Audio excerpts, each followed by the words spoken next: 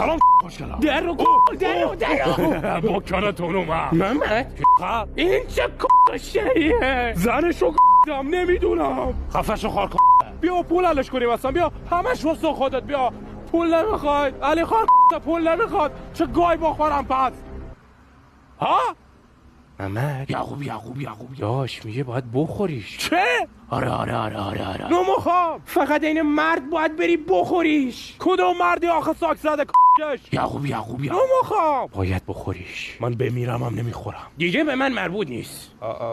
وایسا اون هنوز نگفته که من بخورم. چه بزرگ یا کوچیک؟ هن بهت حق انتخاب داد. کل میتونی مال اونو بخوری یا مال منو بخوری. من هیچی نمیخورم. جفتتونم همه جا خوش.